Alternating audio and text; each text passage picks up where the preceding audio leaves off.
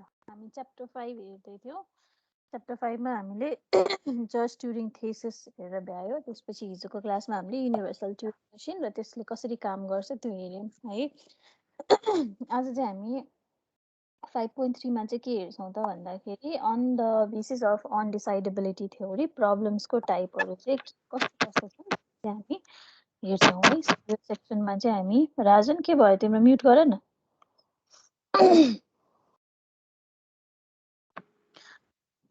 Undecidable problems about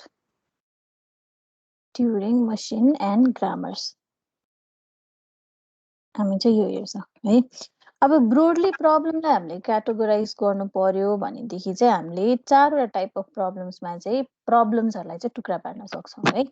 so problem generally चाहिँ हामीले differentiate गर्दाखेरि so problems can be broadly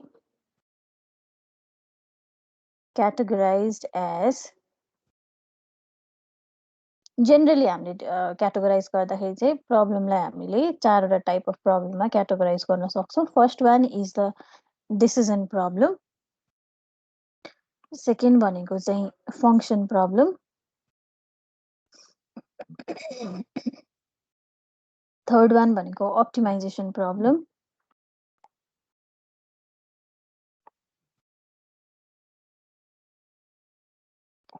र फोर्थ वान भनेको चाहिँ सर्च प्रब्लम भनेर हामी भन्छौँ। So individual type of problem भने फर्स्टको प्रब्लम डिसिजन प्रब्लम भनेको चाहिँ a type of a problem जसले मा चाहिँ there is a definite answer like yes or no अथवा true or false or one or zero भन्ने खालको चाहिँ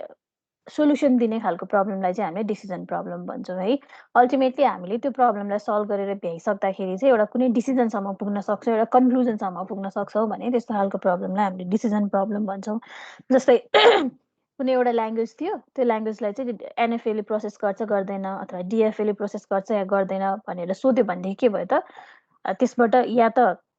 स्ट्रिङ एक्सेप्ट हुन्छ या त स्ट्रिङ रिजेक्ट हुन्छ होइन। सो एक्सेप्टेन्स अर रिजेक्सन भन्ने चाहिँ एउटा क्लियर पर्सपेक्टिभ अथवा क्लियर आन्सर आउने भयो। सिमिलरली अब हामीले इज एक्स जस्तै यस्तो खालको क्वेसन्सहरू जस्तै is x divisible by y भन्ने खालको क्वेसन्सहरू सोधियो भनेदेखि होइन, जस्तै इज 2 डिभिजिबल बाई 4 भनेर सोध्यो भने के हुन्छ त नो होइन, किनभने 2ले 4लाई डिभाइड होला तर 2लाई चाहिँ 4ले डिभाइड नहोला। सो यसबाट या त क्लियर आन्सर नो आउला या त क्लियर आन्सर यस आउला भनेदेखि यस्तो खालको प्रब्लम। जस्तै string acceptance or rejection by any machine भन्यो भने पनि yes whether the machine will accept the string or the string will be rejected होइन। सो क्लियरली यस अर नोमा चाहिँ हामीले चाहिँ कुनै पनि प्रब्लमले आन्सर दिन सक्छ भने त्यस्तो खालको प्रब्लमलाई चाहिँ हामीले के भन्छौँ त डिसिजन प्रब्लम भनेर भन्छौँ है। भने सेकेन्ड टाइप अफ प्रब्लम भनेको चाहिँ फङ्सन प्रब्लम हो। फङ्सन प्रब्लम भनेको चाहिँ तिम्रो चाहिँ A problem where single output is expected for every input. प्रत्येक इनपुटको लागि चाहिँ त्यसको इक्विभ्यालेन्ट करेस्पोन्डिङ आउटपुट हुन्छ भनेदेखि चाहिँ हामीले त्यस्तो खालको प्रब्लमलाई चाहिँ के भन्छौँ त फङ्सन प्रब्लम भनेर भन्छौँ। Basically a problem where a machine halts, ultimately जुन मसिनले चाहिँ त्यो प्रोग्रामलाई एक्जिक्युट गरिरहेछ त्यो प्रोग्रामको एन्डमा चाहिँ कुनै न कुनै पोइन्टमा गएर चाहिँ यदि मसिन हल्ट हुन्छ भने त्यस्तो खालको प्रब्लमलाई फङ्सन प्रब्लम भनिन्छ। फर इक्जाम्पल सिम्पल कुरा हामीले जुन इक्वेसन्सहरू सल्भ गर्छौँ नि होइन, f x is equals to x square भन्यो भने जब एक्सको भ्यालु 1 लिन्छु के हुन्छ यो फङ्सनले मलाई 1 रिटर्न गर्छ होइन। एक्सको भ्यालु 2 लिए भने के हुन्छ यो फङ्सनले मलाई के रिटर्न गर्छ 4 रिटर्न गर्छ भने चाहिँ एभ्री इनपुटको लागि के छ त करेस्पोन्डिङ युनिक आउटपुट छ भने यस्तो खालको प्रब्लमलाई चाहिँ हामीले के भन्ने त फङ्सन प्रब्लम भनेर भन्ने। जस्तै हामीले रिकर्सनहरू लगाउँछौँ प्रब्लम सल्भिङ टेक्निक्समा होइन, यिनीहरू भनेको टाइप अफ यिनीहरू कस्तो खालको प्रब्लम भयो त फङ्सन प्रब्लम भयो है। Third type of a problem भने चाहिँ कस्तो भने संसारमा जति पनि प्रब्लम्सहरू हुन्छन् त्यो प्रब्लमको लागि चाहिँ हामीसँग जहिले पनि एउटै मात्रै सोल्युसन हुन्छ भन्ने चाहिँ इट्स नट नेसेसरी है। सिम्पल एक्जाम्पल, मलाई कुनै एउटा सोर्सदेखि एउटा डेस्टिनेसनसम्म रिच गर्नु पर्यो अरे भने होइन, मलाई काठमाडौँ टु मानव बानेश्वर टु मलाई भक्तपुरसम्म जानु पर्यो भने बानेश्वरदेखि भक्तपुर रिच गर्नलाई हामीसँग मल्टिपल अल्टरनेटिभ पाथहरू छन् नि होइन। तर ती मध्ये पनि कुनै एउटा बाटो चाहिँ यस्तो होला जुन चाहिँ सर्टेस्ट होला, जुन चाहिँ फिजिबल होला हाम्रो लागि होइन, कस्ट इफेक्टिभ होला, सर्टेस्ट पाथ हो, सो भाडा कम लाग्ला भनेर चाहिँ हामीले चाहिँ अब नम्बर अफ सोल्युसन्सहरू मध्येबाट चाहिँ बेस्ट सोल्युसन फाइन्ड आउट गर्ने खालको प्रब्लम भनेको चाहिँ अप्टिमाइजेसन प्रब्लम हो है। सो तिमीले कोडिङ नै गर्दाखेरि पनि सेम क्वेसन तिमीलाई टिचरले दिएछ भने पनि सबैको कोडिङ गर्ने तरिका के हुन्छ, फरक फरक हुन्छ। कसैले त्यसैमा रिकर्सन लगाइदिन्छ, कसैले त्यसमा फङ्सन युज गर्ला होइन। सो सेम सेट अफ प्रब्लमको नि हामीसँग के हुनसक्छ त, मल्टिपल अप्सन हुनसक्छ। भने अप्टिमाइजेसन प्रब्लमले चाहिँ के गर्छ त भन्दाखेरि भएका मल्टिपल सोल्युसन्सहरू मध्ये चाहिँ कुन चाहिँ सोल्युसन चाहिँ बेस्ट हो त त्यो चाहिँ हामीलाई फाइन्ड आउट गर्न चाहिँ मद्दत गर्छ। यसमा चाहिँ हामीले अब अप्टिमाइजेसन प्रब्लमको लागि चाहिँ देयर मल्टिपल अल्गोरिदम्स जसले चाहिँ के गर्छ त भन्दाखेरि among the possible solution which is the best one भनेर चाहिँ चुज गर्न मद्दत गर्छ। जस्तै राउटिङमा त्यो युज हुन्छ होइन। अब तिम्रो इन्टरनेटको प्याकेट चाहिँ एउटा सोर्सबाट एउटा डेस्टिनेसनसम्म रिच गर्नको लागि मल्टिपल बाटो पासहरू हुनसक्छ। त्यसमध्ये कुन चाहिँ पास चाहिँ सबभन्दा छोटो हो, सर्टेस्ट डिस्टेन्स कुन छ, सर्टेस्ट नम्बर अफ हपहरू होइन, जुन बाटोमा सबभन्दा कम नम्बर अफ राउटर्सहरू छन् त्यही राउटरबाट पास गर्नको लागि चाहिँ बेस्ट पाथ चाहिँ फाइन्ड गर्छ कि। यस्तो खालको प्रब्लमलाई चाहिँ हामीले के भन्छौँ, अप्टिमाइजेसन प्रब्लम भनेर भन्छ। जस्तै सर्टेस्ट पाथ फाइन्डिङ गर्ने होइन, सर्टेस्ट रुट फाइन्ड आउट गर्ने, यस्तो खालको सोल्युसनलाई चाहिँ अप्टिमाइजेसन सोल्युसन भनेर भनिन्छ। भने फोर्थ खालको प्रब्लम भनेको चाहिँ सर्च प्रब्लम भनेर छ। सर्च प्रब्लमले चाहिँ बेसिकली केही न केही कुरा चाहिँ सर्च गरेर चाहिँ सोल्युसनसम्म जाने भन्ने खालको प्रब्लमलाई चाहिँ सर्च प्रब्लम भनिन्छ। यसमा चाहिँ बेसिकली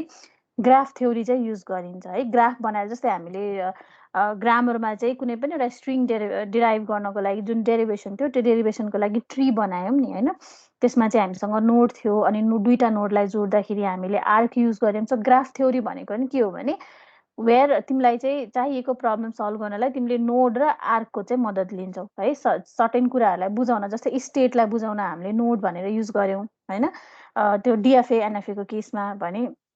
त्यही के भन्छ तिम्रो नोड नै युज गरेर हामीले डेरिभेसन ट्री बनाउँदा के गर्यौँ त, नोन टर्मिनल सिम्बललाई चाहिँ हामीले नोड बनायौँ भने त्यहीँनिर एनएफए डिएफए अथवा ट्युरिङ मसिनको डिजाइन गर्ने बेलामा स्टेटलाई हामीले नोड युज गऱ्यौँ हो। अब हामीले जति पनि यसरी नोडहरू बनाएर अनि नोडहरूको बिचमा यसरी कनेक्सन गर्नु भनेको चाहिँ यसलाई हामीले ग्राफ बनाएको भनेर भन्छौँ है। सो बेसिकली सर्च प्रब्लमले चाहिँ के गर्छ त भन्दाखेरि यसरी ग्राफ थ्योरीको युज गरेर यसरी प्रब्लम्सहरूलाई नोड र आर्कको माध्यमबाट रिप्रेजेन्ट गरेर चाहिँ के गर्छ त, सोल्युसन फाइन्ड आउट गर्छ भने त्यस्तो खालको प्रब्लमलाई हामीले के भन्छौँ त, सर्च प्रब्लम भन्छ। सो यसमा आएको जुन ग्राफ थ्योरी भनेर टर्म युज भएको छ यो चाहिँ अब तिमीहरूले नेक्स्ट सेमेस्टरमा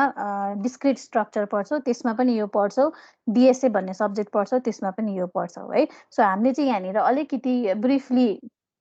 छुन्छौँ मात्रै, उतापट्टि तिमीहरूले डिपली पढ्छ। सो अब हामीले इन्डिभिजुअली प्रब्लमलाई क्याटेगोराइज गर्यो भने के भन्न सकिँदो रहेछ, डिसिजन प्रब्लम भनेको चाहिँ यस्तो खालको प्रब्लम जसले तिमीलाई यस अर नो भनेर क्लियर आन्सर दिन सक्छ, या त ट्रु हो या त फल्स हो भनेर चाहिँ तिमीलाई चाहिँ आन्सर दिन सक्छ भने त्यस्तो प्रब्लमलाई डिसिजन प्रब्लम भन्ने। फङ्सन प्रब्लम भनेको चाहिँ कुनै पनि डोमेनमा त्यो सोल्युसन लगाउँदाखेरि चाहिँ एभ्री सिङ्गल इनपुटको लागि चाहिँ एउटा युनिक आउटपुट आउँछ भने त्यस्तो प्रब्लमलाई हामीले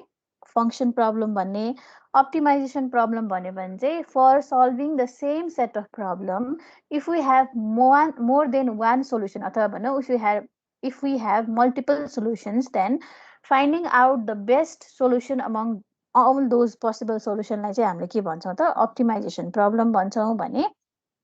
सर्च प्रब्लम भनेको चाहिँ all those problem that are related to graph theory. अब यसमा हामीले डिजे कास्टर अल्गोरिदम भनेर पढ्न पर्छ, त्यो तिमीहरूले ओएसमा पढ्छौ। सो अब यस पछाडिको सेमेस्टरहरूमा कोर्सहरूमा यो कुरा सर्च प्रब्लमको धेरै इक्जाम्पलहरू तिमीहरूले पढ्छौ। So basically all those problem which are related to graph theory हो भने त्यसलाई चाहिँ हामीले सर्च प्रब्लम भन्छौँ। यो चाहिँ डिटेलमा तिमीहरूले नेक्स्ट सेमेस्टरमा पढ्नुपर्ने हुन्छ है त। हामीले चाहिँ अहिले यसलाई यतिमै छोड्छौँ। अब मेन भनेको चाहिँ हामीले यहाँनिर प्रब्लम अनडिसाइडेबल प्रब्लमको बारेमा डिस्कस गर्न लागेको हो। सो अमङ अल दोज यो चारैवटा टाइप अफ प्रब्लम चाहिँ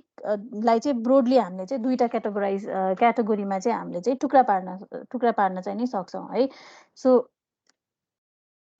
अनडिसाइडेबिलिटी थ्योरीले चाहिँ के भन्छ त भन्दाखेरि, अकर्डिङ टु अनडिसाइडेबिलिटी थ्योरी हामीले प्रब्लमलाई चाहिँ नि दुईवटा क्याटेगोरीमा डिभाइड गर्न सक्छौँ रे।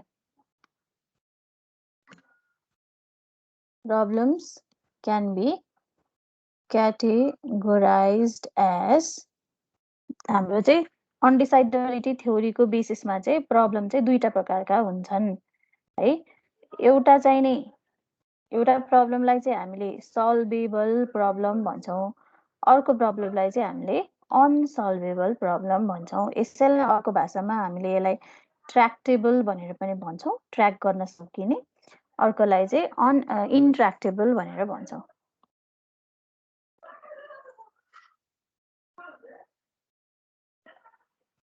है, अब यो अगाडिदेखि नै मैले यो टर्म्सहरू त युज गरिरहेको हो, सल्भेबल एन्ड अनसल्भेबल भनेर। सो बेसिकली सल्भेबल प्रब्लम भनेको कस्तो प्रब्लम त भन्दाखेरि a problem for which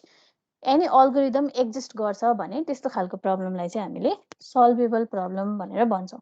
so सल्भेबल problem भनेको कसरी डिफाइन हुन सक्दो रहेछ त, इफ एन अल्गोरिदम एक्जिस्ट हो भने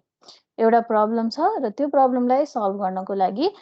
अल्गोरिदम एक्जिस्ट गर्छ भने त्यो सल्भेबल भयो। र यदि कुनै प्रब्लम छ र त्यसलाई सल्भ गर्न चाहिँ if no algorithm exist, algorithm नै छैन त्यसलाई सल्भ गर्नलाई भनेदेखि चाहिँ के भयो त, द्याट इज अनसल्भेबल। अब अल्गोरिदम छ भनेदेखि त अल्गोरिदमलाई रन गर्नलाई त मसिन चाहियो हामीलाई, होइन त। अब हामीले कुनै पनि प्रब्लम सल्भ गर्ने बेलामा, प्रोग्रामिङ गर्ने बेलामा के गर्छौँ, अल्गोरिदमलाई हामी के गर्छौँ, प्रोग्राममा कन्भर्ट गर्छौँ। अब प्रोग्राममा कन्भर्ट गराएछ भने त त्यो प्रोग्रामलाई रन गर्नको लागि त मलाई मसिन चाहियो, होइन। मसिन सँगसँगै जुन प्रोग्रामिङ ल्याङ्ग्वेजमा हामीले प्रब्लम सल्भ गराएछ त्यो प्रोग्रामिङ ल्याङ्ग्वेजलाई सपोर्ट गर्ने हामीलाई कम्पाइलर चाहियो, हो। सो अनसल्भेबल छ भने त अल्गोरिदम नै एक्जिस्ट गर्दैन। सो अल्गोरिदम नै छैन भने मसिन हामीलाई चाहियो, होइन। सो सोल्युसन नै छैन भने त्यसलाई केमा रन गर्ने।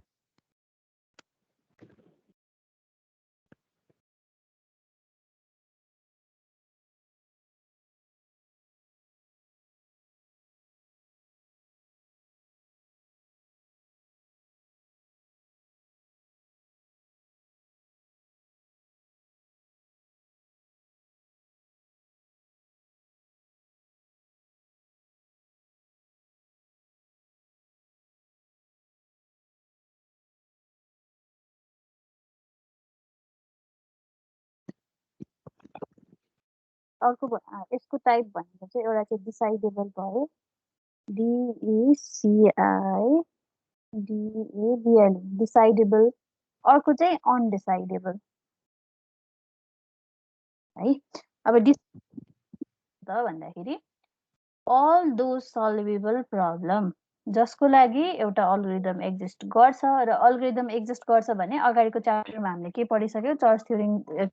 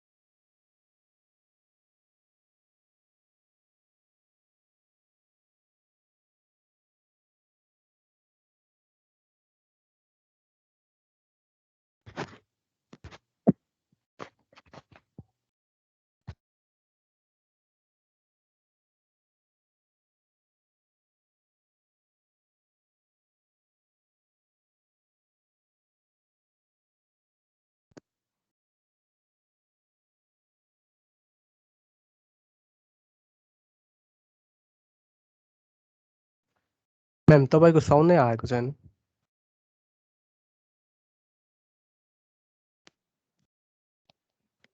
हेलो हेलो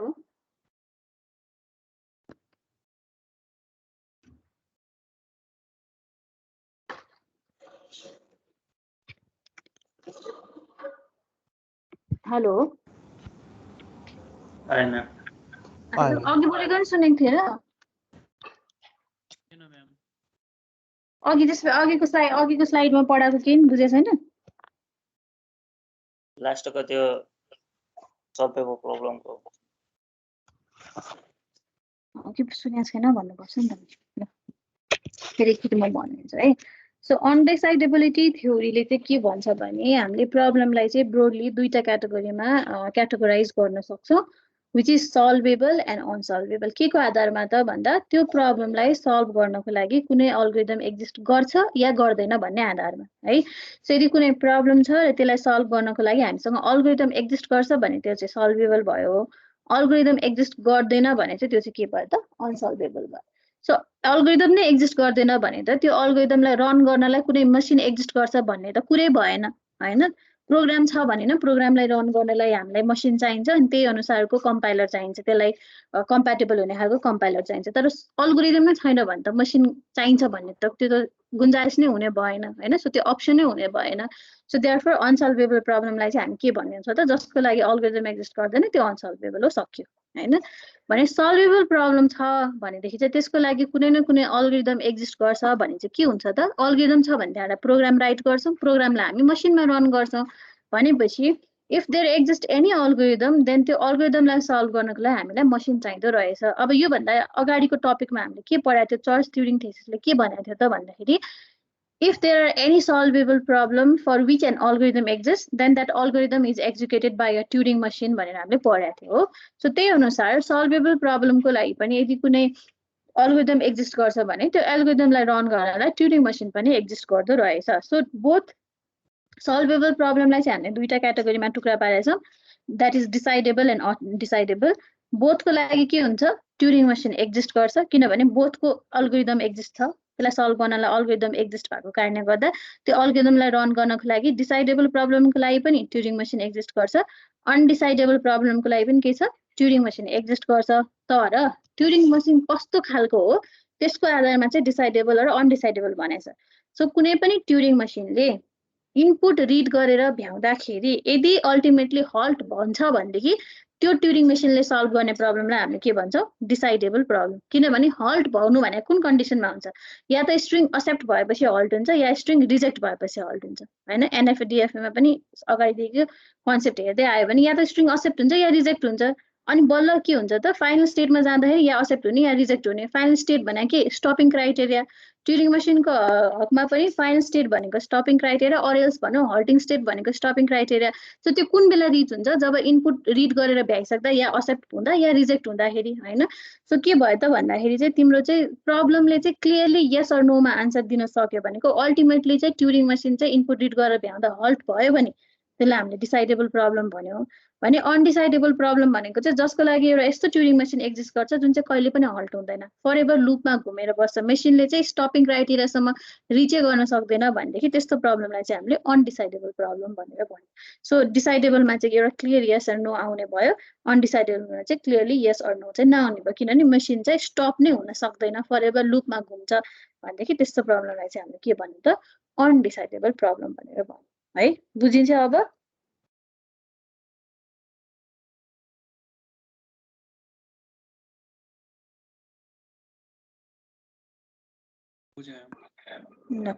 अब नेक्स्ट चाहिँ हामी हेर्छौँ ल्याङ्ग्वेज अफ ट्युरिङ मसिन भनेर है एउटा ट्युरिङ मसिनले चाहिँ एक्सेप्ट गर्ने चाहिँ दुई प्रकारको ल्याङ्ग्वेज हुन्छ सो अगाडिदेखि हामीले पढ्दै आउँदाखेरि एउटा फाइनाइट स्टेट अटोमाटाले कस्तो ल्याङ्ग्वेजलाई एक्सेप्ट गर्छ त रेगुलर ल्याङ्ग्वेजलाई एक्सेप्ट गर्छ जसलाई कसले जेनेरेट गर्छ रेगुलर ग्रामरले जेनेरेट गर्छ है सो रेगुलर एक्सप्रेसनले रेगुलर ग्रामर जेनेरेट गर्छ रेगुलर ग्रामरले के गर्छ रेगुलर ल्याङ्ग्वेज जेनेरेट गर्छ जसलाई चाहिँ फाइनाइट स्टेट अटोमाटाले एक्सेप्ट गर्छ सिमिलरली एउटा कन्टेक्स्ट फ्री ग्रामरले कन्टेक्स्ट फ्री ल्याङ्ग्वेज जेनेरेट गर्छ र त्यो कन्टेक्स्ट फ्री ल्याङ्ग्वेज चाहिँ पुश डाउन अटोमेटिकली एक्सेप्ट गर्छ भने एउटा अनरेस्ट्रिक्टेड ग्रामर जुन हामीले अगाडिको क्लासमा पढाएको थियौं the unrestricted grammar generates recursively enumerable language or simply recursive language, and these two languages are accepted by a Turing machine. So Turing machine ले चाहिँ एउटा नभएर दुई प्रकारको ल्याङ्ग्वेजहरुलाई एक्सेप्ट गर्दो रहेछ. So TM accepts two types of language.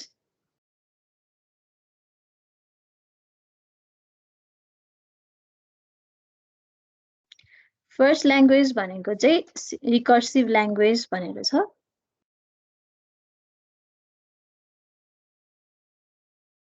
र second language भनेको चाहिँ रिकर्सिभली इन्युमरेबल ल्याङ्ग्वेज.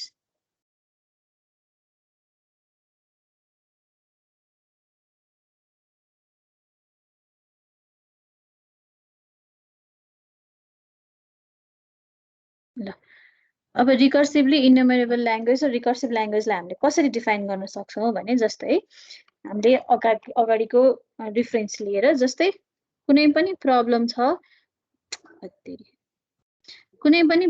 छ भनेदेखि र त्यो प्रब्लम चाहिँ सल्भेबल हो भने त्यसको लागि के एक्जिस्ट गर्छ त ट्युरिङ मसिन एक्जिस्ट गर्छ भनेछौं है. सो ट्युरिङ मसिनले सरसर्ती हेर्यो भने एउटा डिसाइडेबल प्रब्लमलाई प्रोसेस गर्न सक्दो रहेछ, अर्को अनडिसाइडेबल प्रब्लमलाई सल्भ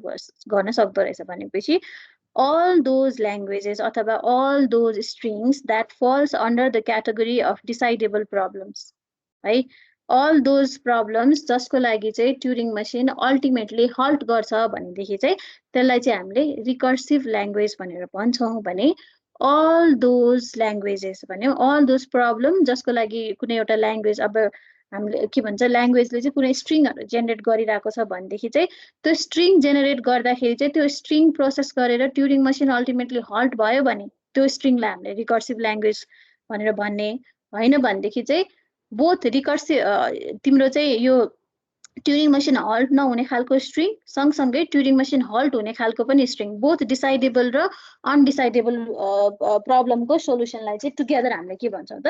रिकर्सिभली इन्युमरेबल ल्याङ्ग्वेज भन्छौं. सो रिकर्सिभ ल्याङ्ग्वेजलाई हामीले डिफाइन गर्नु पर्यो भने कसरी डिफाइन गर्छ भने the set of all the decidable problems is called as recursive language. In this, in case of such type of language, Turing machine will halt after taking some input. सबै decidable problems भने चाहिँ के हो त that falls under the category of recursive language. भने यो केसमा के हुन्छ त ट्युरिङ मसिनले चाहिँ अल्टिमेटली इनपुट रिड गरेर भ्याउँदा मसिन हल्ट हुन्छ भने the set of all the strings that can be processed by a Turing machine that is both decidable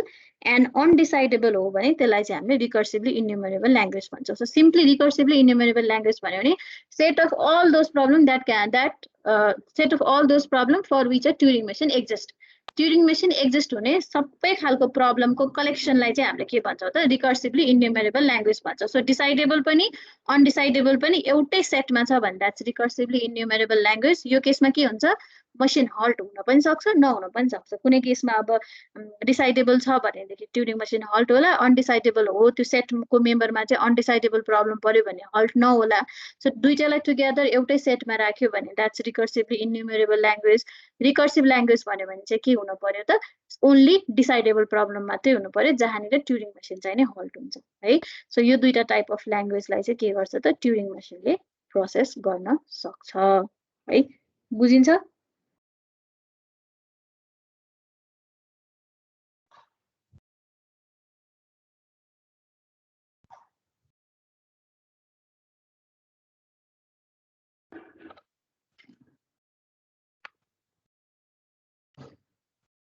बुझेको हो?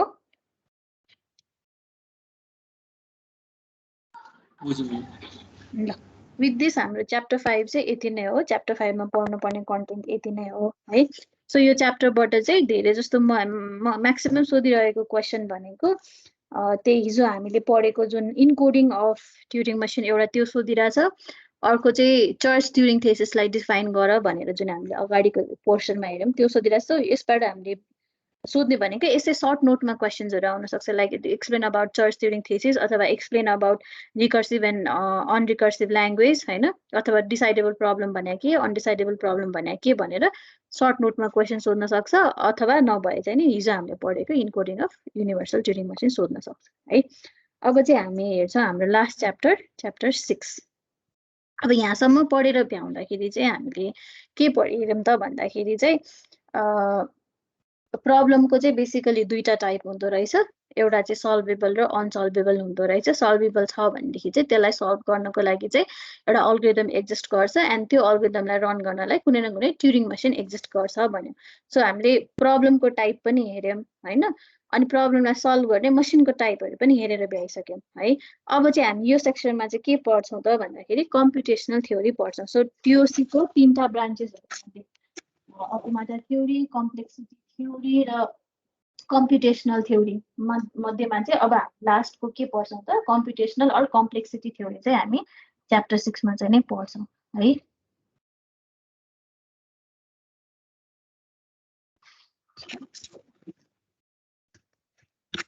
च्याप्टर चाहिँ हामीले कम्प्युटेसनल कम्प्लेक्सिटी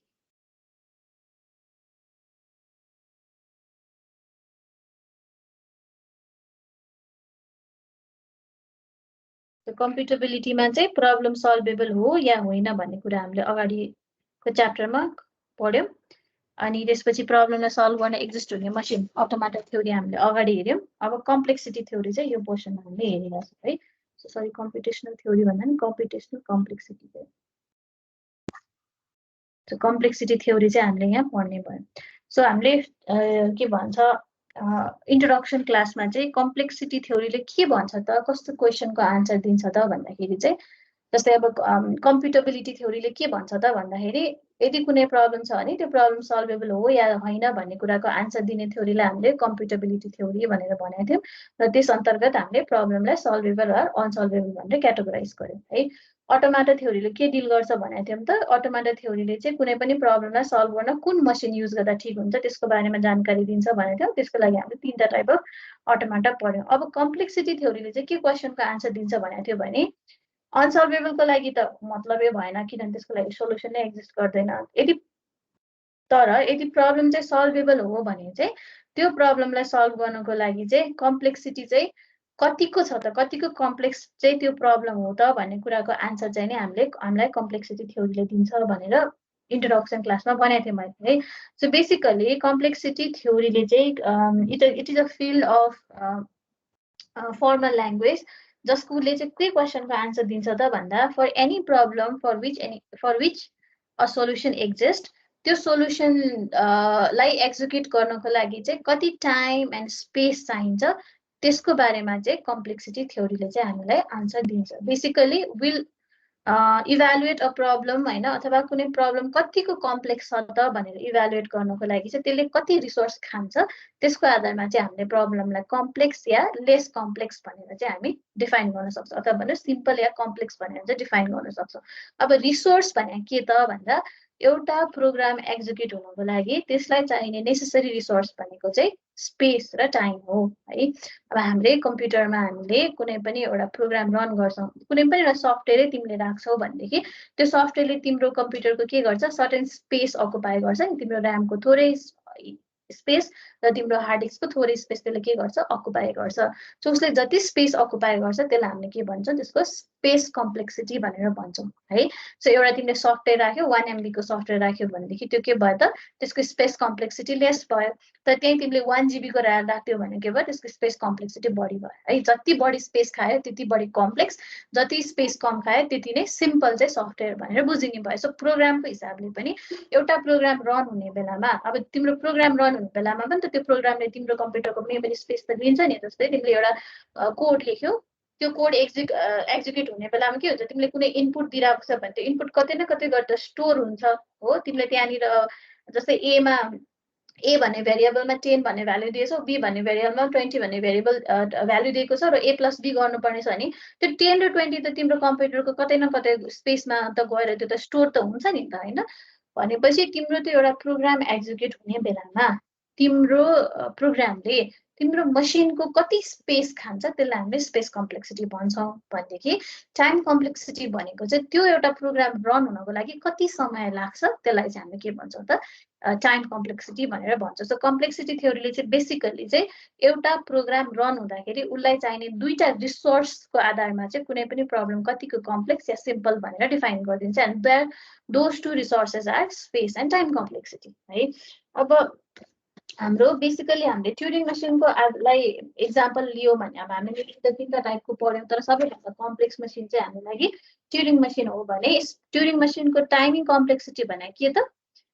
त्यसमा कतिवटा मुभ छ भनेको कतिवटा ट्रान्जिसन चाहिँ त्यसले अल्टिमेटली कभर गरिसके पछाडि चाहिँ तिम्रो स्ट्रिङ चाहिँ अल्टिमेटली प्रोसेस भएर एन्ड हुन्छ त्यसलाई हामीले ट्युरिङ मसिनको टाइम कम्प्लेक्सिटी भनेर भन्न सक्छौँ। जतिवटा बढी मुभ त्यति नै त्यसलाई बढी समय लाग्यो एक्जिक्युट हुन, जति कम मुभ तीनटा ट्रान्जिसन फङ्सन युज गरेर स्ट्रिङ प्रोसेस भयो भने त्यसको टाइम कम्प्लेक्सिटी कम भयो। 10वटा ट्रान्जिसन फङ्सन सकाएर चाहिँ अनि बल्ल तिम्रो स्ट्रिङ जस्तै पिडिएमा हेरेको थियौँ भने हाम्रो 6-7वटा हामीले टेबल बनाउँदाखेरि 6-7वटा टेबल बन्थ्यो होइन, रो बन्थ्यो भनेपछि के भयो त त्यो जति धेरै रो युज भयो जति धेरै ट्रान्जिसन फङ्सन्सहरू युज भयो के भयो त त्यसको टाइम कम्प्लेक्सिटी बढी भयो। जति कम चाहिँ तिम्रो चाहिँ ट्रान्जिसन फङ्सन्सहरू युज भयो त्यसको टाइम कम्प्लेक्सिटी कम भयो। सो बेसिकली टाइमिङ कम्प्लेक्सिटी भनेको चाहिँ के भयो त it is a measure of how long a computation will take to execute. So complexity थ्योरीको आधारमा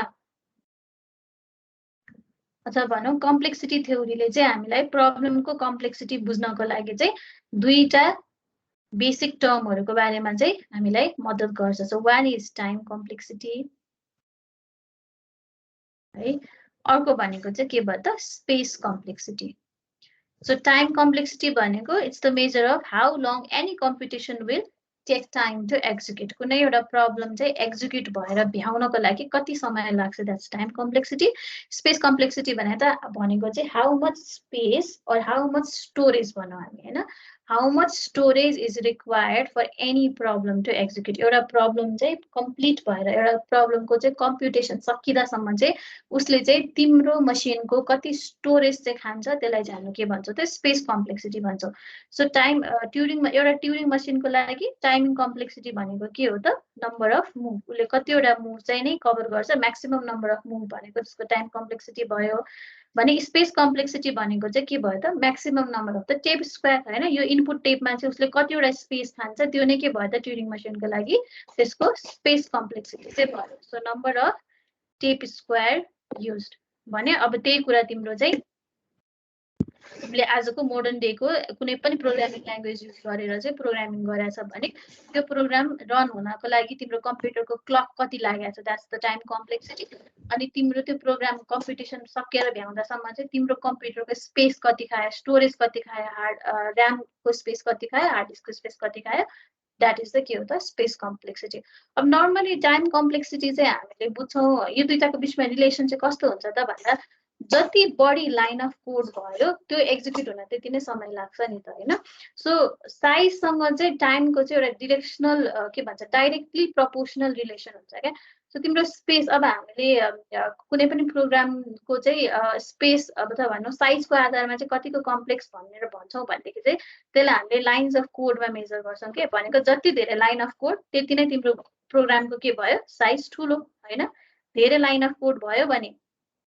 5वटा लाइन अफ कोड भयो भने त्यसको साइज के भयो सानो भयो, 10वटा लाइन अफ कोड भयो भने साइज ठुलो भयो। सो जति धेरै लाइन अफ कोड त्यति नै एक्जिक्युसन हुन समय लाग्ने भयो। सो के छ त भन्दाखेरि साइज जति ठुलो हुन्छ टाइमिङ कम्प्लेक्सिटी पनि के हुन्छ त त्यति नै ठुलो हुने भयो। जति साइज घट्यो त्यति नै तिम्रो के हुने भयो त टाइमिङ कम्प्लेक्सिटी पनि घट्ने भयो कुनै पनि एउटा प्रब्लम सल्भ गर्नुको लागि है। भने अब एउटा प्रब्लम सल्भ गर्नको लागि चाहिँ म्याक्सिमम टाइम कम्प्लेक्सिटी चाहिँ कति हुनसक्छ त भन्दाखेरि त्यसलाई चाहिँ हामीले पोलिनोमियल टाइम कम्प्लेक्सिटी भनेर भन्छौँ क्या। अब पोलिनोमियल टाइम कम्प्लेक्सिटी भनेको चाहिँ जसमा चाहिँ प्रब्लम सल्भ गर्नको लागि चाहिँ पोलिनोमियल एक्सपान्सन हुन्छ टाइमको चाहिँ भने त्यसलाई चाहिँ हामीले पोलिनोमियल टाइम कम्प्लेक्सिटी भन्छ। अब पोलिनोमियल एक्सपान्सन भनेको कस्तो त भन्दाखेरि जस्तै एउटा पोलिनोमियल इक्वेसन छ नि, इक्वेसन हुनसक्छ हामीसँग n cube 2n square plus 1 हो भनेदेखि अब यो n भन्नेको भ्यालु त के छ बेसमा छ भने यो त के हुन्छ त ढिला एक्सपान्ड हुन्छ नि हो भने त्यहीँनिर अर्को हामीसँग टाइम कम्प्लेक्सिटी भनेको चाहिँ एक्सपोनेन्सियल टाइम कम्प्लेक्सिटी भन्ने हुन्छ है। यो तिमीहरूले यो DSA मा पढ्छौ है, हामीले यहाँ यति गहिरोमा पढ्नु त पर्दैन, तर फेरि पछाडि नबुझाउ भनेर मात्रै यो मैले बुझाइदिएको। एक्सपोनेन्शियल टाइम कम्प्लेक्सिटी हुन्छ एउटा पोलिनोमियल टाइम कम्प्लेक्सिटी हुन्छ। यो भने चाहिँ जस्तै एक्सपोनेन्शियल भन्यो भने के हुन्छ, यो n भन्ने चाहिँ जहिले पनि पावरमा हुन्छ, n भन्ने टर्म पावरमा हुन्छ। पोलिनोमियल भन्यो भने n भन्ने टर्म के हुन्छ, तिम्रो बेसमा हुन्छ हो। सो यहीँनिर मैले n को भ्यालु 100 लिए भने यो के हुन्छ, 2 को पावर 100 भन्दा त यो त एकदमै छिटो के हुन्छ, प्रोसेस हुन्छ नि, यसको भ्यालु त एकदमै लार्ज आउँछ। यहीँनिर n को भ्यालु 100 लियो भने यसको भ्यालु के हुन्छ, कम्पेरिटिभली यो एक्सप्रेसनको भन्दा यसको भ्यालु लेस हुन्छ है। सो कुनै पनि प्रब्लम सल्भ गर्नलाई हामीसँग 2 टाइप्स अफ टाइम कम्प्लेक्सिटी हुन्छ। एउटा चाहिँ exponential time complexity. Exponential time complexity भने चाहिँ एकदमै ऱ्यापिडली प्रब्लम चाहिँ सल्भ हुन्छ, छोटो समयमा प्रब्लम सल्भ हुन्छ भने त्यसलाई हामीले एक्सपोनेन्शियल टाइम कम्प्लेक्सिटी भन्छौँ। पोलिनोमियल टाइम कम्प्लेक्सिटी भनेको चाहिँ जुन चाहिँ प्रोग्राम सल्भ गर्नको लागि चाहिँ हामीलाई स्लो ग्रो हुन्छ। पोलिनोमियल त स्लो ग्रो हुन्छ, यहाँबाट हेऱ्यो भने एक्सपोनेन्शियल छिटो ग्रो हुन्छ, यसको भ्यालु हेऱ्यो भने के हुन्छ त, स्लो ग्रो हुन्छ। भनेपछि कुनै प्रब्लम सल्भ गर्नको लागि चाहिँ बिस्तारै प्रब्लम सल्भ हुन्छ, धेरै टाइम लाग्छ भने द्याट्स पोलिनोमियल टाइम कम्प्लेक्सिटी। कुनै प्रब्लम सल्भ गर्नलाई एक्जिक्युसन स्टार्ट हुने बित्तिकै, रन गर्ने बित्तिकै फ्र्याक्सन अफ अ सेकेन्डमा चाहिँ तिम्रो प्रोग्राम रन भएर भ्याइदिन्छ, एक्सपोनेन्शियली टाइम ग्रो हुन्छ भने चाहिँ त्यसलाई चाहिँ हामीले के भन्छौँ त, एक्सपोनेन्शियल टाइम कम्प्लेक्सिटी भनेर भन्छौँ। बेसिकली टाइम कम्प्लेक्सिटी भनेको चाहिँ यो दुईटा हुन्छ। अब कसरी क्यालकुलेट हुन्छ यिनीहरू भन्ने कुरा चाहिँ DSA मा तिमीहरूले पछाडि सरले पढाउनुहुन्छ, त्यसमा यो च्याप्टरै छ होइन। अहिले मैले यो टर्म चाहिँ यहाँ किन लिएर आएको हो भनेदेखि हामीले यो च्याप्टरमा चाहिँ नै यसरी कम्प्लेक्सिटीको टाइमिङ कम्प्लेक्सिटीको आधारमा चाहिँ प्रब्लमहरूलाई चाहिँ के गर्नुपर्ने हुन्छ, क्याटेगोराइज गर्नुपर्ने हुन्छ। अघि हामीले कम्प्युटेबिलिटी अथवा अनडिसाइडेबिलिटी थ्योरीको आधारमा चाहिँ प्रब्लमलाई सल्भेबल अथवा अनसल्भेबल भनेर छुट्यायौँ भने यो सेक्सनमा चाहिँ हामी कम्प्युटेसनल थ्योरीको आधारमा अथवा कम्प्युटेसनल कम्प्लेक्सिटी थ्योरीको आधारमा चाहिँ प्रब्लमलाई हामीले क्याटेगोराइज चाहिँ गर्नुपर्ने हुन्छ। अनि त्यहाँनिर चाहिँ यो पोलिनोमियल टाइम कम्प्लेक्सिटी भन्ने टर्म आउने भएको कारणले गर्दा मैले यति बुझाएँ। सिम्पल भाषामा बुझ्नु पर्दा अ प्रब्लम जसको लागि चाहिँ सोल्युसन चाहिँ छिटै एक्जिक्युट हुन्छ, टाइम चाहिँ एक्सपोनेन्शियली ग्रो हुन्छ, एकदमै छिटो चाहिँ एक्जिक्युसन हुन्छ भने that's problem having exponential time complexity भनेको यस्तो खालको प्रब्लमको चाहिँ सोल्युसन छिटै आउँछ। अनि अब प्रब्लम जसमा चाहिँ टाइम चाहिँ के हुन्छ त, पोलिनोमियल एक्सपान्सन चाहिँ को थ्रु चाहिँ जान्छ, अथवा भनौँ त्यो तिम्रो एक्जिक्युसन हुने बेलामा चाहिँ स्लो वेमा चाहिँ प्रब्लम सल्भ हुन्छ, अथवा भनौँ एउटा प्रब्लम सल्भ गर्न हामीलाई धेरै समय लाग्छ भने चाहिँ त्यसलाई चाहिँ हामीले पोलिनोमियल टाइम कम्प्लेक्सिटी भन्छौँ। सो अघि हामीले सल्भेबल प्रब्लम भनेर भनेको थियो नि, सल्भेबल प्रब्लम भनेको चाहिँ a problem that has at most polynomial time complexity. At most किन भने त भन्दाखेरि म्याक्सिमम, सबैभन्दा म्याक्सिमम टाइम लगाएर भए पनि अल्टिमेटली सल्भ हुन्छ, सोल्युसन आउँछ है, अथवा मसिन हल्ट हुन्छ है भन्यो भने चाहिँ त्यसलाई चाहिँ हामीले सल्भेबल प्रब्लम भनेर भन्छौँ के। सो एटमोस्ट कुनै एउटा प्रब्लमको टाइम कम्प्लेक्सिटी हुन्छ भने के हुन्छ त, पोलिनोमियल टाइम कम्प्लेक्सिटी हुन्छ। एकदमै म्याक्सिममै टाइम लगाएर भए पनि प्रब्लम चाहिँ सल्भ हुन्छ भनेर हामी भन्न सक्छौँ कि। सो त्यसलाई चाहिँ हामीले पोलिनोमियल टाइम कम्प्लेक्सिटी भन्छौँ। सो यही टाइम कम्प्लेक्सिटीको आधारमा हामीले चाहिँ प्रब्लमलाई चाहिँ के गर्न सक्छौँ भने दुईटा टाइपमा चाहिँ नै कन्भर्ट क्याटेगोराइज गर्न चाहिँ सक्छौँ है। सो अघि चाहिँ हामीले अनडिसाइडेबिलिटी थ्योरीको आधारमा प्रब्लमलाई क्याटेगोराइज गऱ्यौँ भने अहिले चाहिँ हामी के गर्छौँ त, कम्प्लेक्सिटी थ्योरीको आधारमा चाहिँ प्रब्लमलाई क्याटेगोराइज गर्छौँ। So according to computational complexity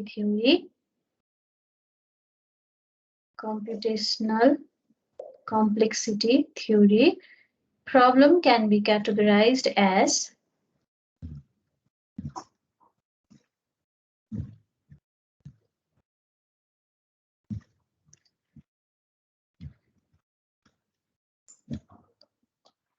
class NP problem र अर्को चाहिँ क्लास P प्रब्लम भनेर दुईटा प्रब्लमको मा चाहिँ हामीले टुक्रा पार्न सक्छौँ है। सो क्लास NP भनेको एकदमै रिमेम्बर गर्न सजिलो छ है। एउटा प्रब्लम, अब प्रब्लम सल्भेबल हो भने के हुनु पर्यो, त्यसको लागि ट्युरिङ मसिन एक्जिस्ट गर्नु पर्यो हो भने चाहिँ a problem that can be solved by a non deterministic Turing machine, non-deterministic TM. So यो अगाडिको N stands for non-deterministic of Turing machine. Turing machine को non-deterministic type भनेर अगाडि N भएको. So if there is a problem that can be solved by a non-deterministic Turing machine in a polynomial time complexity, polynomial time complexity हो भने polynomial time complexity हो भने त्यसलाई हामीले के भन्छौँ क्लास एनपी भन्छौँ so N stands for non deterministic P stands for polynomial time complexity so एउटा पोलिनोमियल टाइम कम्प्लेक्सिटीमा एउटा नन डिटर्मिनिस्टिक ट्युरिङ मसिनले प्रब्लम सल्भ गरिदिन्छ भने त्यस्तो खालको प्रब्लमलाई हामीले के भन्छौँ त क्लास एनपी प्रब्लम भनेर भन्छौँ है सो टिएम एक्जिस्ट गर्छ भने दोज प्रब्लम्स आर सल्भेबल हो भने एउटा सल्भेबल प्रब्लमको लागि चाहिँ टिएम त एक्जिस्ट गर्छ तर कस्तो टाइपको नन डिटर्मिनिस्टिक टाइपको टिएम एक्जिस्ट गर्छ भने र त्यो टिएमले चाहिँ पोलिनोमियल टाइम कम्प्लेक्सिटी भित्रमा चाहिँ प्रब्लम सल्भ गरेर भ्याइदिन्छ भने त्यसलाई हामीले के भन्छौँ class NP so polynomial time complexity भित्रमा भने चाहिँ म्याक्सिमम टाइम लगाएर भए पनि प्रब्लम चाहिँ नि ट्युरिङ मसिनले सल्भ गरिदिन्छ भने त्यस्तो प्रब्लमलाई चाहिँ हामीले के भन्छौँ त क्लास एनपी प्रब्लम भनेर भन्छौँ भने क्लास पी भनेको चाहिँ के भयो त a problem that can be solve by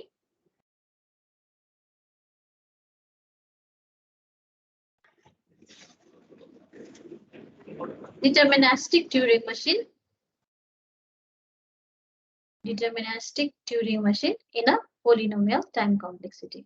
अथवा सिम्पली भनौँ in a polynomial time हो भनेदेखि चाहिँ के भयो त त्यस्तो प्रब्लमलाई चाहिँ हामीले क्लास पी भनौँ सो दुईटै प्रब्लमलाई at most polynomial time complexity भित्र सल्भ गरेर भ्याउने हो तर के हो त पी लाई चाहिँ डिटर्मिनिस्टिक ट्युरिङ मसिनले सल्भ गरिदिन्छ भने एनपी प्रब्लमलाई चाहिँ नो डिटर्मिनिस्टिक ट्युरिङ मसिनले सल्भ गरिदिन्छ यसरी चाहिँ हामीले चाहिँ on the basis of the polynomial time कम्प्लेक्सिटीको आधारमा चाहिँ प्रब्लमलाई कम्प्लेक्सिटी थ्योरीको आधार तिम्रो चाहिँ कम्प्लेक्सिटी थ्योरीले के भन्यो त भन्दा प्रब्लमलाई चाहिँ उसले कति समय एक्जिक्युट गर्न लगाउँछ र कति स्टोरेज चाहिँ मसिनको चाहिँ खर्च गर्छ अथवा भनौँ अकुपाई गर्छ त्यसको आधारमा चाहिँ प्रब्लमलाई हामीले सिम्पल टु कम्प्लेक्स भन्न सक्दो रहेछौँ लेस टाइम लगाएर लेस स्पेस अकुपाई गरेर कुनै प्रब्लम सल्भ हुन्छ भने त्यो प्रब्लम सिम्पल भयो मोर टाइम लिएर धेरै स्टोरेज क्यापेसिटी चाहिँ अकुपाई गरेर प्रब्लम सल्भ हुन्छ भने त्यो चाहिँ के भयो त कम्प्लेक्स प्रब्लम भयो अब त्यसमा पनि तिम्रो प्रब्लम सल्भ गर्नको लागि टाइमिङ कम्प्लेक्सिटी चाहिँ के हुँदो रहेछ या त एक्सपोनेन्शियल टाइम कम्प्लेक्सिटी हुँदो रहेछ या चाहिँ के हुँदो रहेछ त पोलिनोमियल टाइम कम्प्लेक्सिटी हुँदो रहेछ एक्सपोनेन्शियल टाइम कम्प्लेक्सिटी भनेको त्यस्तो प्रब्लम जसको चाहिँ सोलुसन छिटै आउँदो रहेछ टाइम चाहिँ एक्सपोनेन्शियली ग्रो हुँदो रहेछ भने त्यो एक्सपोनेन्शियल टाइम कम्प्लेक्सिटी भयो पोलिनोमियल टाइम कम्प्लेक्सिटी भन्यो भने जसमा चाहिँ टाइम चाहिँ बिस्तारै ग्रो हुँदो रहेछ भनेको एट मोस्ट म्याक्सिमम समय लागेर चाहिँ कुनै प्रब्लम सल्भ हुन्छ भने त्यसलाई हामीले पोलिनोमियल टाइम कम्प्लेक्सिटी भएको प्रब्लम भन्दो रहेछौँ so on the basis of this timing complexity प्रब्लमलाई चाहिँ दुईटा टाइपमा डिभाइड गर्न मिल्दो रहेछ वान इज क्लास एनपी अर्को चाहिँ क्लास पी भन्यो भने चाहिँ एउटा प्रब्लम जसको सोल्युसन एक्जिस्ट गर्छ र त्यसको लागि त्यो प्रब्लम सल्भ गर्नको लागि चाहिँ एउटा डिटर्मिनिस्टिक ट्युरिङ मसिनले at most polynomial time complexity लगाउँछ भने द्याट इज क्लास पी भने अ प्रब्लम जसलाई चाहिँ कुनै एउटा नन डिटर्मिनिस्टिक ट्युरिङ मसिनले पोलिनोमियल टाइम कम्प्लेक्सिटी भित्रमा पोलिनोमियल टाइम भित्रमा सल्भ गरिदिन्छ भने चाहिँ त्यसलाई चाहिँ हामी के भन्छौँ त क्लास एनपी प्रब्लम भनेर भन्छौँ है बुझ्या छ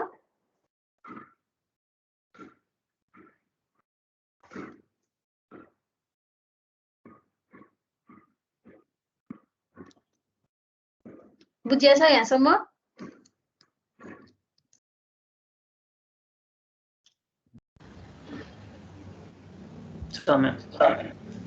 अब सँगसँगै अब यही आधारमा है पी र एनपी कै आधारमा पी भन्यो भने चाहिँ एउटा डिटर्मिनिस्टिक ट्युरिङ मसिन एक्जिस्ट गर्छ र त्यसलाई पोलिनोमियल टाइममा चाहिँ सल्भ गर्न सकिन्छ भन्छ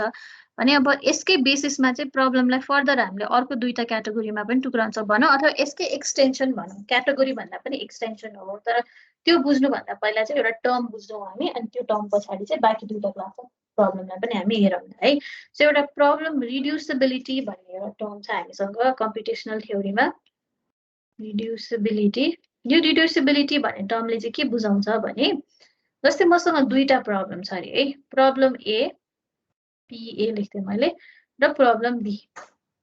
र बोथ सल्भेबल हो अरे है सल्भेबल प्रब्लम हो यिनीहरू भने सल्भेबल हो भने यसको लागि एउटा अल्गोरिदम एक्जिस्ट गर्छ त्यसलाई मैले अल्गोरिदम ए1 भने र यो प्रब्लम पनि सल्भेबल हो भने यसको लागि पनि कुनै एउटा अल्गोरिदम एक्जिस्ट गर्नुपर्छ त्यसलाई मैले ए2 भने चाहिँ है सो प्रब्लम ए छ यसलाई सल्भ गर्नको लागि यसको चाहिँ करेस्पोन्डिङ सोल्युसन ए1 छ र प्रब्लम बी छ र त्यसलाई सल्भ गर्न त्यसको करेस्पोन्डिङ प्रब्लम सोल्युसन ए2 छ अरे येट मैले चाहिँ प्रब्लम ए लाई सल्भ गर्नको लागि चाहिँ प्रब्लम बी को सोलुसन युज गरे भने है मैले चाहिँ ए भन्ने प्रब्लमलाई बी भन्ने प्रब्लमको सोलुसन युज गरेर सल्भ गर्दै भने चाहिँ हामीले चाहिँ यसलाई चाहिँ के भन्छौं त भन्दा problem A has been reduce to problem B भनेर भन्छौं so A has been reduce to B भनेर भन्छौं यो भने चाहिँ ए भन्ने प्रब्लमको लागि आफ्नै सोलुसन ए1 भन्ने एक्जिस्ट गर्थ्यो र बी भन्ने प्रब्लमको लागि उसको आफ्नै सोलुसन ए2 भन्ने एक्जिस्ट गर्थ्यो यति हुँदा हुँदै पनि आफ्नै एउटा सोलुसन हुँदा हुँदै पनि प्रब्लम ए ले चाहिँ प्रब्लम बी को सोलुसनलाई युज गरेर चाहिँ आफ्नो चाहिँ प्रब्लम सल्भ गरिरहेको छ भने चाहिँ यसलाई चाहिँ हामीले के भन्छौं त ए ले चाहिँ आफूलाई बी मा झारेर के गर्यो त बी को सोलुसन युज गरेर चाहिँ प्रब्लम सल्भ गर्यो भन्ने हिसाबले चाहिँ A has been reduce to B भनेर भन्छौं अथवा यसलाई हामीले अर्को टर्ममा के भन्छौं त भन्दाखेरि if problem A can be solve by using an algorithm for Y then X is no more difficult than Y है ए भन्ने प्रब्लम यति पनि गाह्रो होइन होला यो ए भन्ने प्रब्लम त्यति नै गाह्रो होला जति चाहिँ बी भन्ने प्रब्लम गाह्रो छ भनेर भन्न सक्छौं किन त बी भन्ने प्रब्लम जति गाह्रो भए पनि त्यसको सोलुसन ए2 ले युज गरेर प्रब्लम ए सल्भ भएको छ भनेदेखि ए भन्ने प्रब्लम चाहिँ बी भन्दा बढी चाहिँ गाह्रो चाहिँ होइन रहेछ किनभने बी को सोलुसनले ए पनि सल्भ भइरहेछ भने ए इज के हो त not more than A is no more difficult than problem B भन्दा बढी डिफिकल्ट त ए हुँदै होइन रहेछ भनेर चाहिँ हामीले भन्न सक्छौं है सो यसलाई चाहिँ हामीले के भन्छौं त रिड्युसिबिलिटी भनेर भन्छौं so basically reducibility is a way of converging one problem into another problem in a such a way that a solution to the second problem can be used to solve the first problem. So if problem A is the first problem and problem B is the second problem, then solution of second problem can be used to solve the first problem. हो भने मैले first problem लाई चाहिँ के गरे त second problem मा reduce गरे भनेर बुझिन्छ है सो अब यो कुरा चाहिँ हामी लाइक पछाडीको टर्म बुझ्नलाई चाहिने भएको भएर मैले यति कुरा बुझाएँ सो अब हाम्रो कम्प्लेक्सिटी थ्योरीले चाहिँ हाम्रो चाहिँ there are two types of problem भनेर भन्दियो which is class P and class NP हो भने सँगसँगै त्यही कम्प्लेक्सिटी थ्योरीले अर्को दुईटा टाइप अफ प्रब्लम पनि डिफाइन गर्छ एडिसनल भनौं अथवा एक्सटेन्सन भनौं न त्यही प्रब्लमको एक्सटेन्सन चाहिँ अर्को दुईटा प्रब्लम भनेको चाहिँ एउटा चाहिँ एनपी हार्ड भनेर छ अर्को चाहिँ एनपी कम्प्लिट भनेर छ है यसलाई हामीले सर्ट फर्ममा एनपीसी भनेर पनि लेख्छौं अथवा यो भनेको चाहिँ एनपी कम्प्लिट प्रब्लम हो है सो एनपी हार्ड र एनपी कम्प्लिटले चाहिँ के भन्छ त भन्दा भर्खरै यो रिड्युसिबिलिटीको हामीले जुन टर्म पढ्यौं a problem is NP hard if an algorithm for solving it can be translated into one for solving any NP problem भनेर भन्छ है सो मसँग कुनै एउटा NP प्रब्लम छ अरे x र अर्को एउटा अर्डिनरी प्रब्लम छ अरे y भने मैले यदि यो y भन्ने प्रब्लमलाई सल्भ गर्नको लागि यो x को सोलुसन युज गरे भनेदेखि चाहिँ मैले के भन्न सक्छु त now y is as hard as x भन्न सक्छु नि त हैन यो x भन्ने प्रब्लम वाज अलरेडी हार्ड किनभने एनपी हो भने यसलाई सल्भ गर्न त पोलिनोमियल टाइम कम्प्लेक्सिटी चाहिन्छ पोलिनोमियल टाइम कम्प्लेक्सिटी भनेको त्यो प्रब्लम कम्प्युट हुनलाई धेरै समय लाग्छ कुन बेलामा प्रब्लम कम्प्युट हुन समय लाग्छ जुन बेलामा प्रब्लम डिफिकल्ट छ भने त्यसलाई सल्भ गर्ने स्टेप पनि धेरै हुने हो भनेपछि आफैमा एउटा गाह्रो प्रब्लम छ र त्यो गाह्रो प्रब्लमको सोलुसन युज गरेर अरु कुनै प्रब्लम सल्भ गरेछ भनेपछि त डेफिनेटली यो problem is as hard as X हो नि त यो प्रब्लम सजिलो हुन्थ्यो भने त यो डिफिकल्ट सोलुसन युज गरेर त सल्भ हुँदैन होला भनेपछि y is as hard as x भनेर हामी भन्न सक्छौं भनेपछि यस्तो खालको प्रब्लमलाई यस्तो खालको अर्डिनरी प्रब्लमलाई चाहिँ हामीले के भन्छौं त एनपी हार्ड भनेर भन्छौं so basically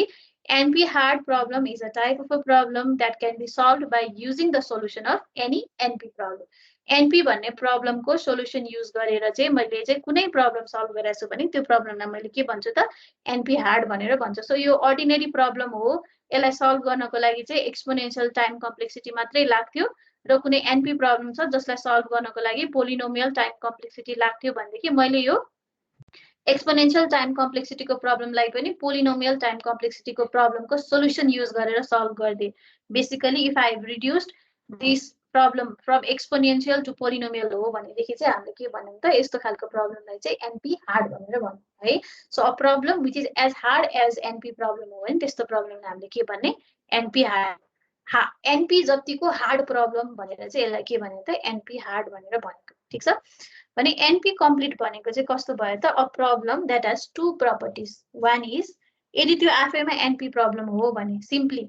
if that problem is a problem for which a non-deterministic Turing machine exists and it is solved within the polynomial time complexity हो भने त्यसलाई हामीले एउटा प्रपर्टी त्यो हुनु पर्यो अर्को भनेको चाहिँ if that problem is as hard as NP हो भने त्यसलाई हामीले के भन्नु पर्यो NP complete भन्नु पर्यो सो NP हार्ड हुनलाई चाहिँ के हुनु पर्यो त कुनै पनि प्रब्लमलाई सल्भ गर्नको लागि NP प्रब्लमको सोलुसन युज गरे भने त्यो NP हार्ड भयो NP कम्प्लिट भनेको a problem which is both NP and NP hard NP पनि हो र NP हार्ड पनि हो एउटा प्रब्लमले यो दुईटै प्रपर्टीलाई सेटिस्फाई गर्छ भने चाहिँ त्यो प्रब्लमलाई चाहिँ हामीले के भन्ने त NP कम्प्लिट भनेर भन्ने है बुझिन्छ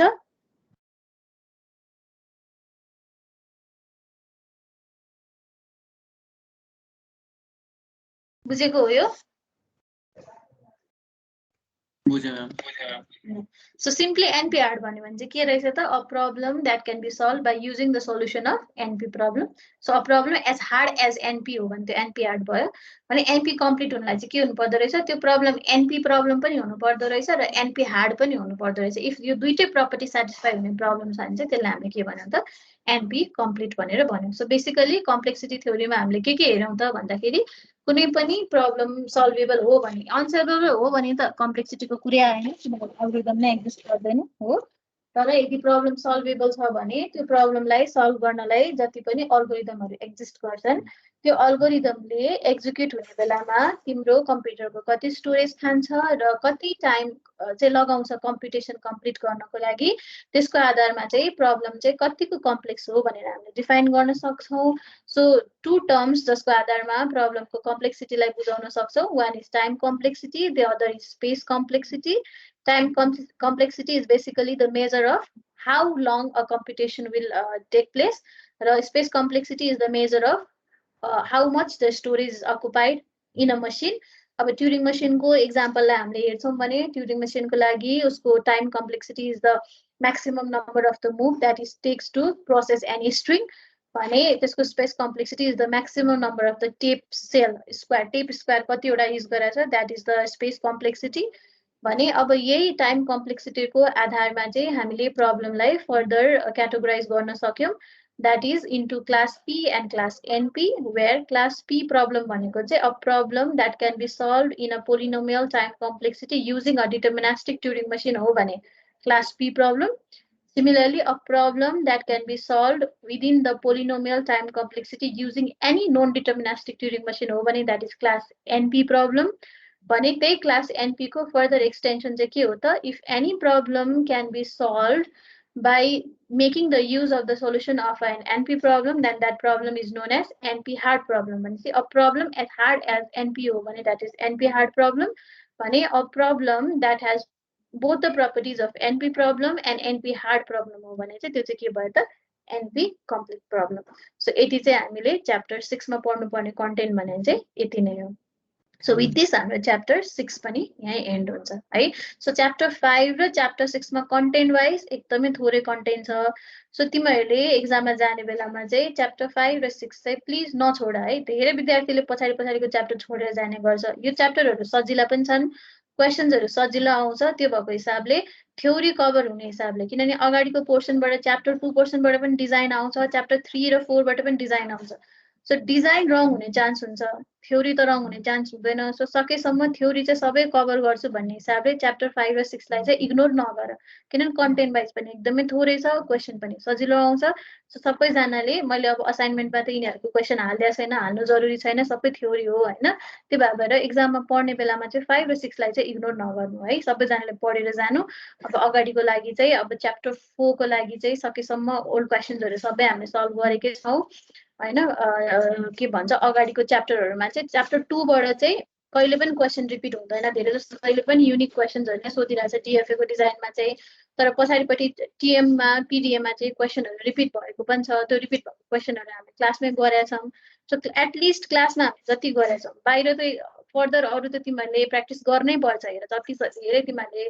प्र्याक्टिस गर्यो त्यति नै तिमीहरुलाई कन्फिडेन्स बढ्ने हो तर बाहिरको हेर्न भ्याएनौ भने पनि अरु कुनै फर्दर रिसोर्सहरु हेर्न भ्याएन भने पनि मैले क्लासमा गराएको क्वेसन्सहरू र तिमीहरूलाई असाइनमेन्टमा दिएको क्वेसनहरू चाहिँ सबैजनाले प्लिज त्यो चाहिँ एकचोटि पढेर जाऊ है। अब असाइनमेन्टको सोल्युसन चाहिँ 4वटा असाइनमेन्ट तिमीहरूलाई 3टा भनेर दिए, तर 2 र जुन च्याप्टर 2 मा सरी असाइनमेन्ट 2 मा जे क्वेसन्सहरू थियो पहिला मैले त्यो 2 र 3 भनेर स्प्लिट गरेर दिएको थिएँ। सो म 4वटा असाइनमेन्टको सोल्युसन पनि अपलोड गरिदिन्छु तिमीहरूको टिममा र तिमीहरूको सोल्युसन अब कलेजमा ल्याब हुने भनेको छ। ल्याब हुनलाई कलेज आयो भने चाहिँ अहिलेसम्म जुन तिमीहरूले ह्यान्ड रिटन गरेको चाहिँ मिल्छ भने मलाई कलेजमा ल्याएर देऊ, सो द्याट मलाई चेक गर्न त्यो सजिलो हुन्छ, म त्यसमै फिडब्याकहरू लेखिदिन सक्छु होइन। मिल्दैन भने चाहिँ मैले सोल्युसन अपलोड गरिदिन्छु, आफ्नो कहाँ के मिस्टेक भएको रहेछ हेर्नु। मैले त्यो यसमा चाहिँ यो सफ्ट कपीमा चाहिँ फिडब्याक लेख्न साह्रै गाह्रो भयो कि, त्यो भएको भएर मैले फिर्ता पनि गरेको छैन। चेक त गराएको छु तर फिर्तै गरेको छैन। अब मिल्छ कलेजमा आएको बेलामा तिमीहरूले बोकेर आयो भने चाहिँ म त्यहीँ बसेर फिडब्याकहरू पनि लेखिदिन मलाई सजिलो हुन्छ होइन। नत्र भए चाहिँ म सोल्युसन हालिदिन्छु, सोल्युसनसँगै आफ्नो सोल्युसन ट्याली गर्नु र मैले गराएको क्वेसन्सहरू चाहिँ प्र्याक्टिस गरेर जानु है। अब अरू फर्दर केही प्रब्लमहरू भयो, केही अब फर्दर हामीलाई प्र्याक्टिस गर्नुपर्ने भयो भने चाहिँ क्लास मिलाएर क्लास हामी लिउँला। अब अहिलेको लागि चाहिँ हाम्रो कोर्स चाहिँ यहीँ सिद्धियो होइन। अनि ट्युसडे चाहिँ बिहान 7 बजे है ओओपीको क्लासको टाइममा चाहिँ हाम्रो एक्जाम हुन्छ। त्यो एक्जाम चाहिँ 40 मार्क्सको एक्जाम हुन्छ। त्यसको लागि चाहिँ तिमीहरूले चाहिँ अब अगाडि हामीले डिएफएको मिनिमाइजेसनसम्मको एक्जाम लिएको थियौँ। मिनिमाइजेसन भन्दा पछाडि डिएफएको त्यो कम्प्लिट थिएन, डिएफएको चाहिँ मिनिमाइजेसन पछाडिदेखि च्याप्टर 6 सम्म चाहिँ तिमीहरूले पढेर आउने। त्यतिभित्रबाट चाहिँ म 40 मार्क्सको क्वेसन चाहिँ तिमीहरूलाई सोध्छु है। सो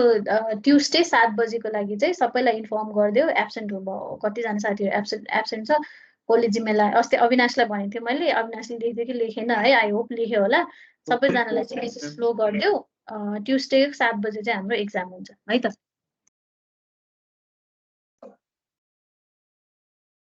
ल अब केही अझै पनि हामीसँग एकछिन त टाइम छ, के कतै नबुझेको क्वेसन सोध्नुपर्ने छ भने चाहिँ सोध होइन। अब पढेकै छैन, पढेर हामी पछि क्वेसनहरू लिएर आउँछौँ, पछि प्र्याक्टिस गर्नुपर्छ भन्यो भने खबर गर्नु, मिलाएर क्लास राखौँ है।